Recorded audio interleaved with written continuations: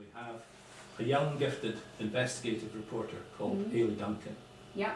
And we have a big, grizzly elder brother. She's the sort of afterthought child, so she's 20 odd years younger than him. Yeah. And she gets onto a rich seam of finding out about corruption and cover-up.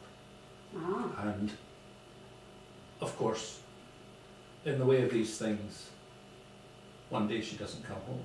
Oh dear.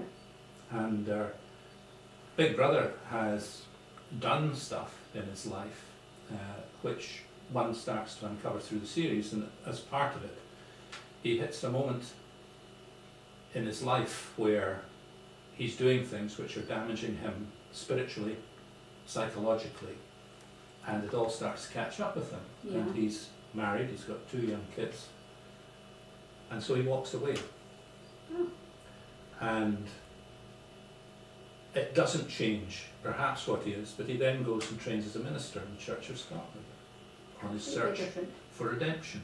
But he's left his wife and kids behind. No, they're with him. No, they're with him, right? Yes, yes, sorry, he doesn't leave, they go with him. Right. His wife is, thank you for prompting me, sorry, I knew you would. No, you don't need to take the cane to me just yet, please. But he goes through that, he doesn't find what he's looking for in the Kirk. That is more to do with what he needed was something internal. Yeah. And going outside, it wasn't enough. Mm. And so he starts a business, he helps in the community, he gets involved.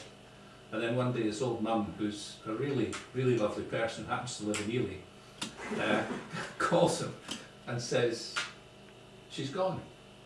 And he goes, no, she's just, turns to his missus and says, no, she's not gone, she's just having a fling, she's just out of it. But mums being what they are, he heads for London, and then pretty soon people are trying to kill him. As they do. Yeah, and what happens though is they haven't quite realised what they're up against, but one of the people in the setup knows precisely who he is, Yeah. and also knows that he should have been killed some years before.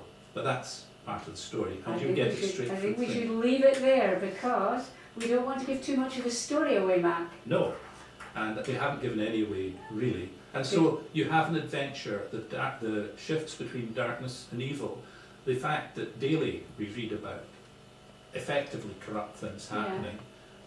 We know that a lot of the money that comes in from taxation, everything, gets wasted.